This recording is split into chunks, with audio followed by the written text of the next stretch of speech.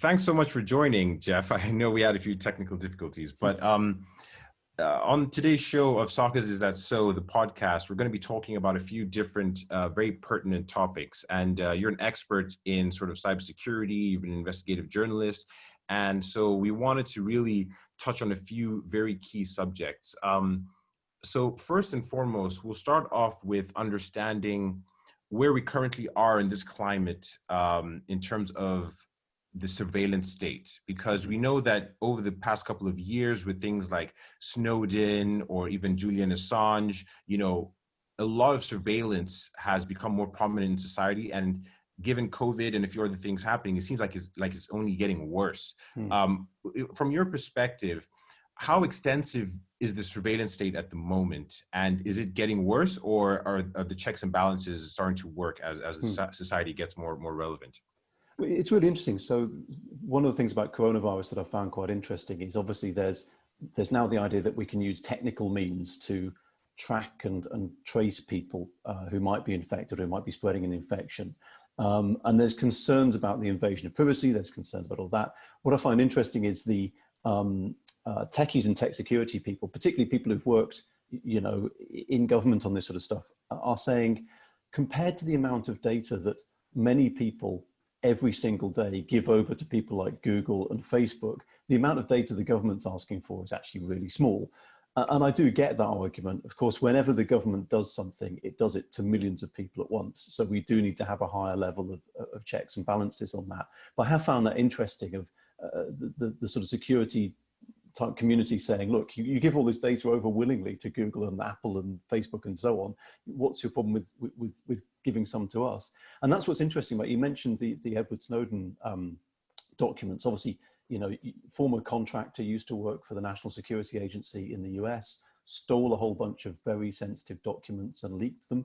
And what that revealed was that the US government had effectively made arrangements, it seems, with social media companies, among them people like Facebook, and Apple and Google and so on, and Yahoo and so on, to get access to information that those companies stored.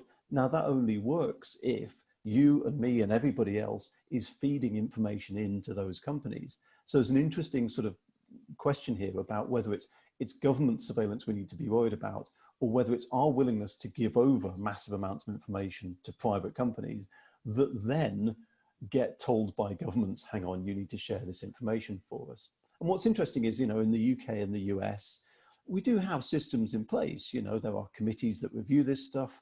If police, for example, in the UK want to get access to your emails and your communications, they have to go to a judge and they have to get the permission of the judge, and actually apply, I think, to the Home Secretary as well. So there's systems in place.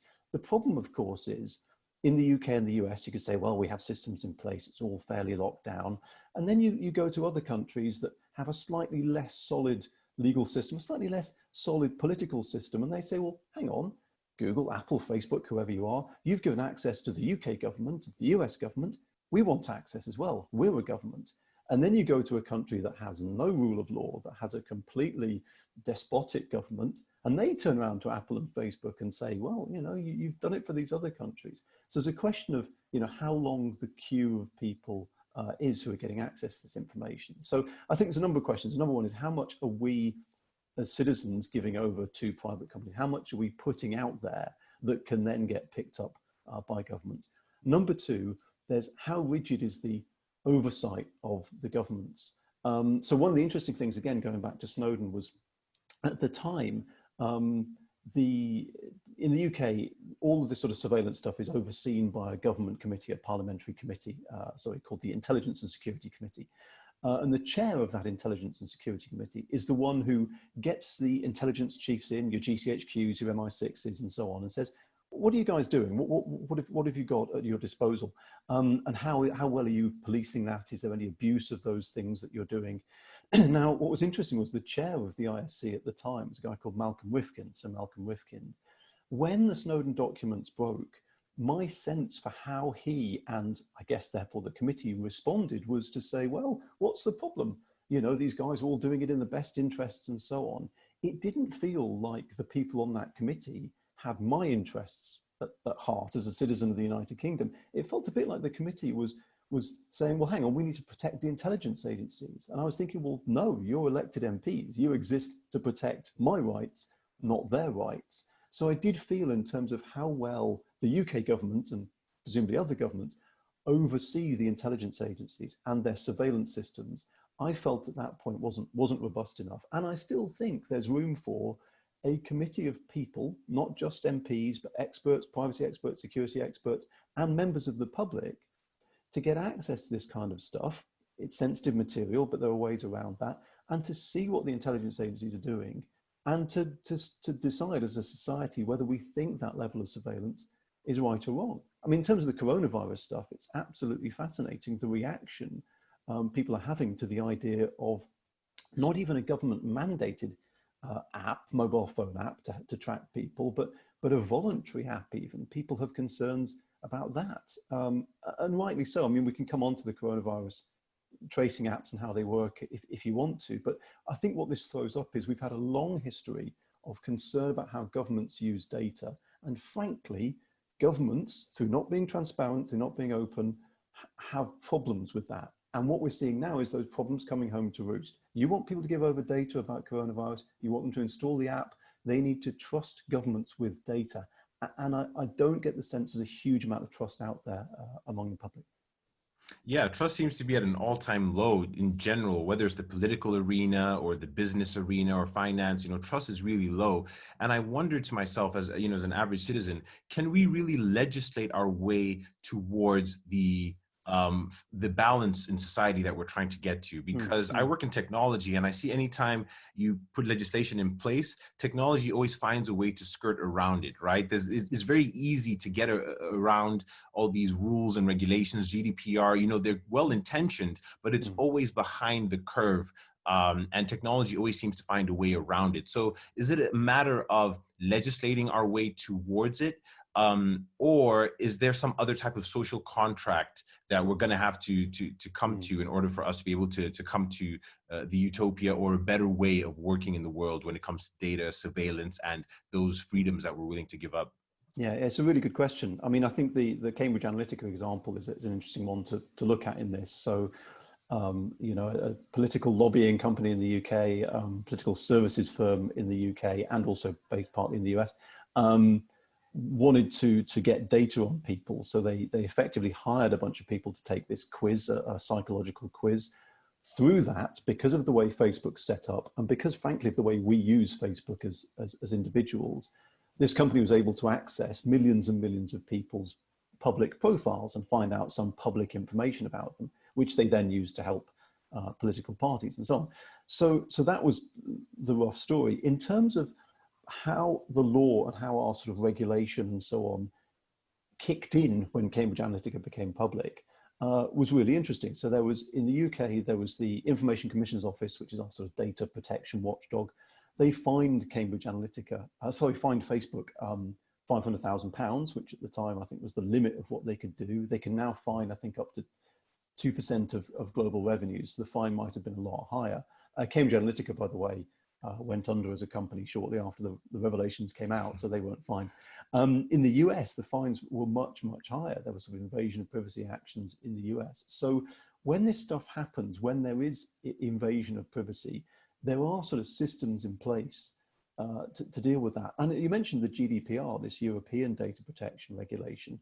It's interesting, I mean, GDPR, as I say, if nothing else, the fines that Facebook could have faced during Cambridge Analytica would have been way, way bigger than $500,000. I mean, frankly, $500,000 is a decent lunch break, I suspect, for some executives at Facebook. So the fines could be much higher. So yes, regulation can work. But what you've got to remember about that GDPR thing is it took years and years of negotiation around different countries.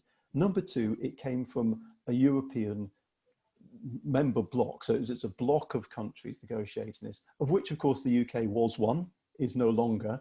So again, in terms of making regulation work, making it stick, it's going to take a long time. You're going to have loads and loads of negotiations and lobbying and people wanting this and people wanting that. When you do get to the end and actually get the result, it'll only work if you do it en masse, if a bunch of countries do that together. And I have to say, I do have concerns about I'm not political about Brexit, but in a post Brexit world, I do have concerns about the UK passing laws and being able to pass really tough laws against technology companies and enforcing on technology companies. I mean, if you've got the weight of all those 28 European countries, 27 European countries behind you, you can really do something legally. You can say, look, there's a bunch of us and we're all doing this. If you're one country on your own, I think it's slightly trickier. So look, to answer your question, I mean, there is stuff we can do with regulation. It does work.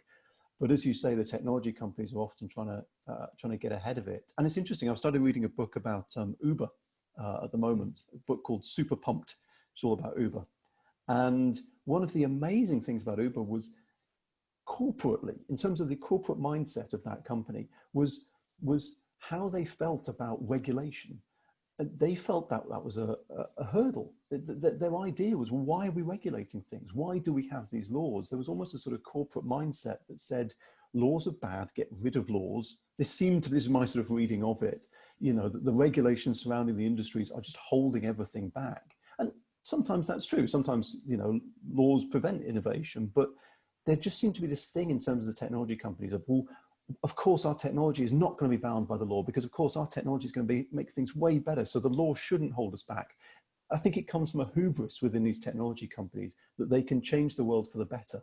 It's not always the case. Sometimes those laws are there to protect people, to protect their livelihoods. Yeah, no, those are excellent points. I think, in terms of the trade-off between convenience and privacy, that's a very hotly debated topic. And the reason why I'm asking about this is because, I'm an entrepreneur, I'm a tech guy, and when I have access to data, I can come up with new services and products that can really help people.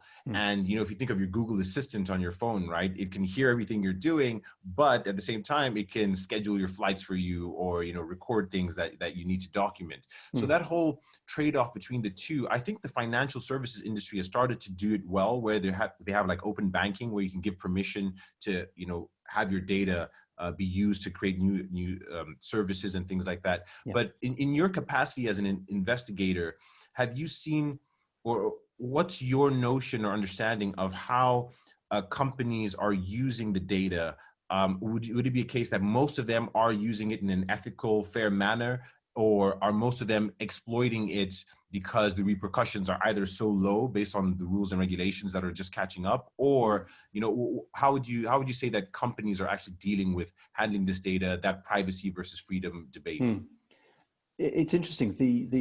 One of the best ways to do this is to take a deep breath and have a look at the terms and conditions of what you're signing up to. Don't do it for every company. Just have once every now and again, just have a quick look through. And there's a section that's usually about intellectual property rights. The rights you give the company that you're signing up with, the rights you give them over the information that you're going to give them. So let's say you sign up to, a dating service. You're going to give them your email address, your phone number, your picture, personal details about yourself. Usually, particularly in things like Tinder, there'll be, or Grindr, there'll be a sort of a location-based thing, so you can meet dates near you. So you give them your postcode and your location.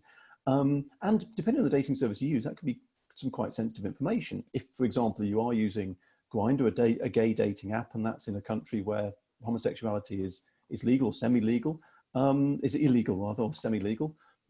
That's sensitive information. If you go down to the sort of terms and conditions in some of these dating apps, what you'll tend to find is a huge range of rights that the company gives themselves over this data. We use this data, we have an irrevocable right over this data in perpetuity to use it for whichever purposes we want, not limited to advertising, marketing, and so on. I get the feeling companies are giving themselves huge rights over the information that we give them. And I understand why that is. I think there's a hard economic reason behind this, which is a lot of these companies are looking to sell. They're looking to go public, float on the stock market, or they're looking to be bought up by somebody else. And what they're looking forward to is that payday. And if when that payday comes, when they sell the company or they sell their shares or whatever, if an investor turns around and says, okay, what rights have you got over all this data? You've got loads of data. What can you do with it? If the company turns around and says, oh, well, very little because we don't ask people many permissions, then that devalues the company because the investors say, well, you've got all this data, but it's quite locked out. If you've done like a lot of these companies do and drawn the terms really broad, When the investors come along and say, what can you do with all this data? You can turn around and say, anything. You can do anything you like, because they've all signed up to these. So I understand the economic imperative. The problem with that is it makes it very difficult for us as individuals to control what happens with our data. Again, going back to GDPR, one of the things that I like about GDPR is this idea that you ask for people's information for the particular purpose. You can't go beyond that purpose. And supposedly you can't share that information with other people without getting the permission of the person who's given you the information. I think that third bit's really interesting, because you've talked about how tech companies deal with data and so on. I think that's an important point. There's then the question of who they share that information with. And what's interesting about that is there's a hinterland of people building up information beyond the companies that we deal with. So I deal with, let's say, the dating company, you know, Tom's top dating company, and I give them my information, but they then share a little bit of that information with somebody else, maybe my location and maybe my age or something like that, with another company that I've never heard of, but they've got a contract with them. And that company I've never heard of, company X, is also getting a bit of information from over here and a bit of information from over there and a bit of information from over there. And if they can tie all those pieces of information together, then what they get is a complete rounded view of me as an individual. And what's interesting is, for me, I don't know that the company X has that view of me, because all I know is I've given a bit of information here and a bit of information there and a bit of information there, but somebody in the background has gathered it all together. And those companies, I find those operations sort of fascinating, because their job is to pull all of this information together. What's interesting for me under, again, GDPR and these regulations is, if I say to the dating company, right, delete my account, no more, how much are the dating company going to go into the chain of people they've given the information to? Are they going to turn around to company X and say, please delete that data? And by the way, please delete all of the other data stores that were linked to that data. So the dating company has given some information to company X has put it together here and put it together here. If the dating company says, company X, delete Geoff White's data, does that mean company X has to delete all the connections they've made using that bit of data I've given to them? So there's this whole sort of system and network sort of built up in the background. And in terms of convenience and security, though, you talked about the convenience and privacy. Frankly, what I've just described, how many people are going to go into that? It's far more convenient to enter your email address, get a date, and just be blind to the consequences of what's going to happen to your data. So I worry people will often choose convenience over security. Yeah, it's really troubling. Whenever I go online to these websites, whatever it is, they make it so easy to opt in. You know, the button is green, and then if you want to opt out, you see the list of 200 different third parties, and you have to manually opt out of each one of them. By the time I reach like 150, I'm exhausted. You know, so there's all these sorts of hacks that they do to make you buy into the service. But then also, that when I saw the number of third parties, it was staggering. You know, I was like, I can't believe my company's being my data is being shared with like 300 companies. It's unbelievable. And what's amazing is I've spoken to, there's been some really interesting conferences recently trying to kind of work this out, because obviously after GDPR came in, it's a big shock to the industry. And what you've got is, you've got two extremes. At this end, you've got advertisers who have a product to sell. They've got adverts they want to run. And at the other end, you've got publishers, which is websites, mainly, you know, the Daily Mail website, the Guardian website, you know, who've got eyeballs and people looking at them. And traditionally, you know, your company over here would phone up your newspaper and say, I want to place an ad, and the paper would put the ad in the paper, and that's how that would go. You know, that's the traditional model. Now there's an infinite number of intermediaries taking the money and the insights and so on from the advertising companies and funneling it through this whole industry towards the actual website that the advert goes on. And that industry in the middle, that's all of those companies you've talked about, the dozens and dozens you see when you try and opt out of cookies. It's them. Those are the companies. Websites, publisher websites, are littered with technology from dozens and dozens of companies you've never heard of. And the reason publishers do this, by the way, is they get paid. So if I'm an advertising company and I want some insights into people, I can go to, you know, a big publisher, a big newspaper website and say, could I pay you for each month to put a little bit of code on your site that just tracks this bit, or just tracks that, or just gets this bit of information? And of course, you know, if you're one of these newspapers who are losing money, people aren't buying papers anymore, you'd say, well, this is an extra source of money. So they stick the code on their website. And so that's why you have these dozens and dozens and dozens of companies you've never heard of, who've all got a little bit of the newspaper's website. What worries me is A, as I say, where's that data going? B, from a security point of view, that's a real problem. So there's an amazing story, I think, started a couple of years ago. Ticketmaster was the example. So Ticketmaster sells tickets to concerts. You go on Ticketmaster, you get your tickets to Ed Sheeran, you fill in your credit card, bang, off you go. You go to the concert. What the hackers did was they thought, well, breaking into Ticketmaster seems pretty tough. But on Ticketmaster's site, there's loads of other bits of code from all these other companies that, you know, people never heard of. And some of those are really small and probably easy to break into. So they broke into one of those companies, which allowed them then to break into the Ticketmaster site and scrape people's credit card numbers as they were entered. See, this is the thing, it's not just a privacy risk, it's also a security risk when you've got 24 companies you've never heard of, all running bits of code on your site. That did keep me awake at night, I'll be honest. Yeah, it's quite nerve-wracking. And towards the advertising portion that you spoke about, you know, there's the whole understanding of personalization, right? Which is great. And sometimes I get worried because as a regular consumer, I think to myself, am I being presented with information to maximize a company's economic profit or to skew my thinking in a certain way? And am I not being presented with information because people want to hide it? And I'll give you an example, which was really frightening actually the other day. I watched the news, the BBC, and I remember one of the, you know, these COVID daily updates, and the person, one of the officials mentioned that just because the person has COVID-19 on their death certificate, their death certificate doesn't mean they actually died of COVID-19. We haven't actually tested it, but the ONS data shows that, you know, they died of COVID. And I was like, wait, did I really just hear what I thought I heard? And so I tried to find this clip again, and I went on Google and I typed in the person's name, the date they said it, and like 2 or 3 lines of what they said, and I couldn't find the information. And I was looking and looking. I went on YouTube, I went everywhere, and I was like, there's definitely a concern. Someone has tried to hide this information. You know, someone has tried to cover up this blunder. I had to go to the 15th page of the O in Google to find this information. What's your perspective on that, on people, on personalization, and also, you know, being presented with a distorted worldview? I mean, it's kind of scary. I mean, it's interesting. So I worked for an internet company back in '99. It was when I first started getting involved in technology.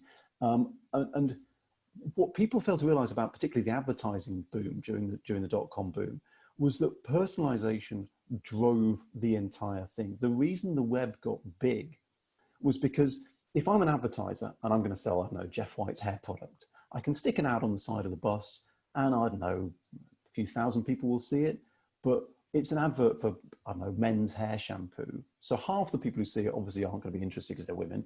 You know, you don't understand when you just put an ad on the side of the bus who's going to see it. Contrast that with the internet. A site like, I don't know, Men's Health can say, well, all the people who visit our website, most of them are going to be men, they're going to be interested in grooming, put your advert on our site. And so the internet company I worked with were charging megabucks for adverts because we could say to people, your ad will get in front of the eyeballs it needs to get in front of. We're not going to waste any of your ad revenue. We can micro-target this. The micro-targeting, and again, this came up during the Cambridge Analytica thing, the idea that you could micro-target voters on their particular concerns. That micro-targeting fueled the web. It's created, you know, the web that we have in front of us right now. So the personalization that you've talked about, the sort of evil apple, if you like, in the kind of Garden of Eden that is the internet, that is it. The personalization is the poisoned apple.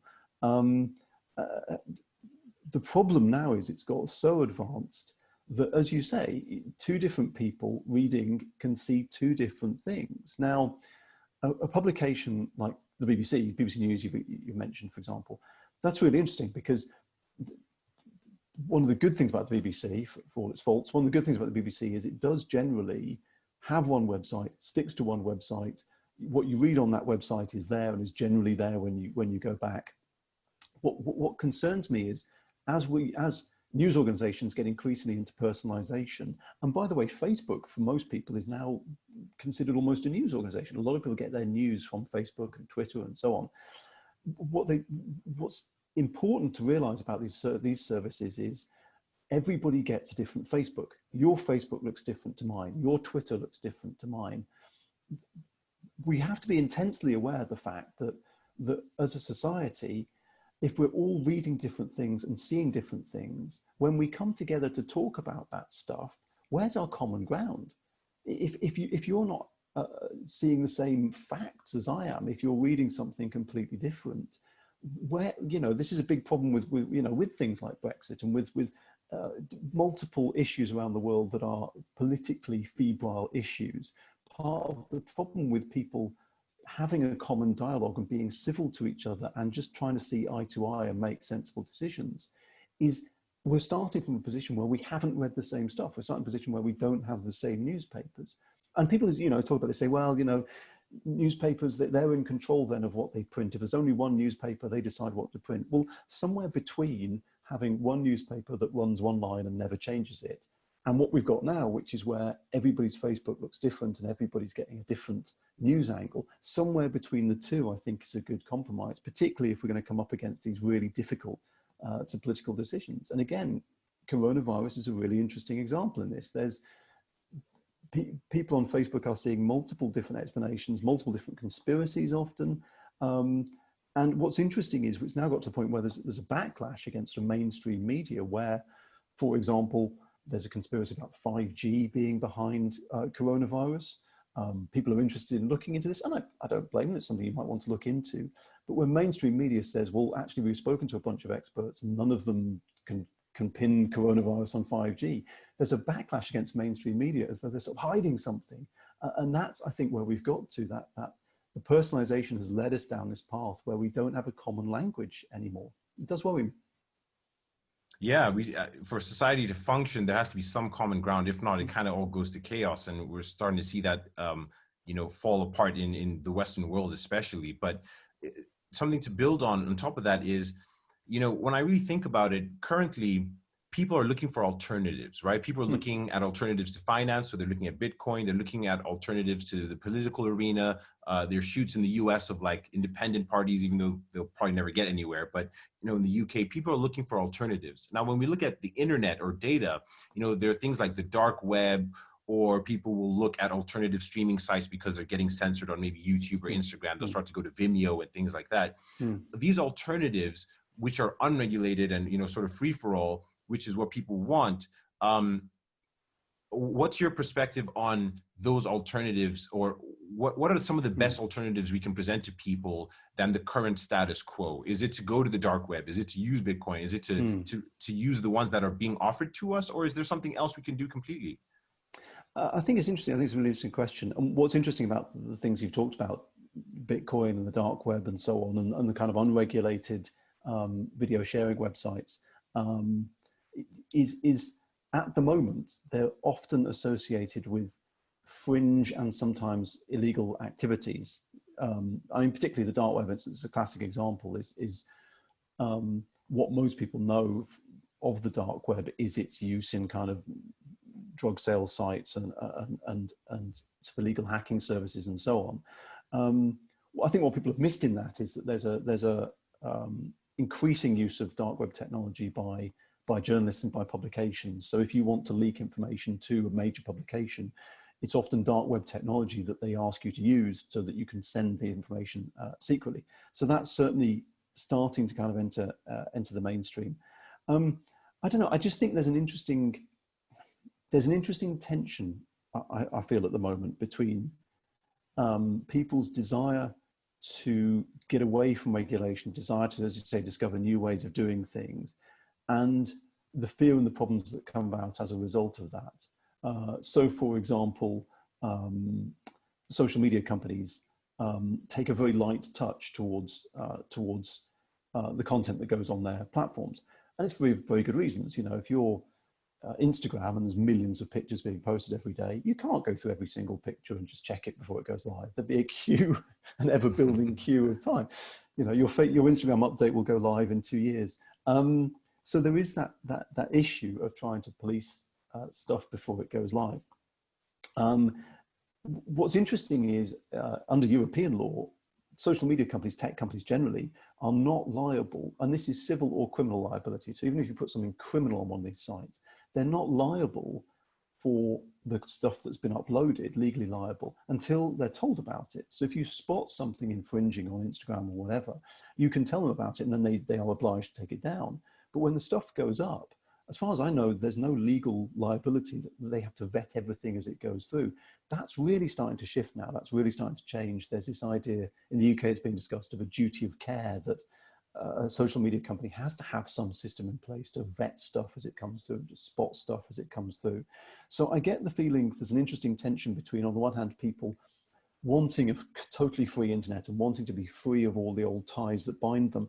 But it's the classic thing of when you get what you wanted, when you get what you came for, did you actually really want it? You know, do we want a world in which any content, no matter how harmful, psychologically damaging, revenge porn, all of that sort of stuff, do we want a world where that's beyond regulation? So do you see the tension now? I think there's an interesting back and forth that goes back.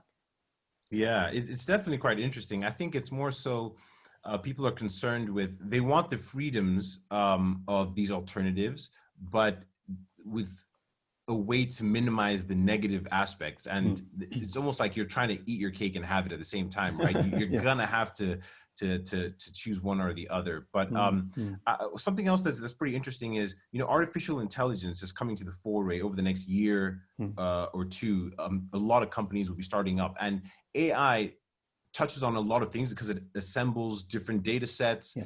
It reinforces biases. It gives companies immense power. What's your view on artificial intelligence? And I ask about this because obviously as a minority, I'm worried about it reinforcing biases and like hiring and things like that. It could affect some communities disproportionately to the other.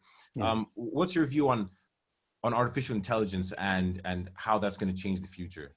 Yeah, I think it's interesting. I think the bias argument is an interesting one. It is certainly the case that, I mean, I've done a lot of stuff on facial recognition, and it's certainly the case that in some facial recognition systems, they struggle because they're trained on a data set. So basically, if you want facial recognition to recognize some faces, you have to give it millions of faces to practice on.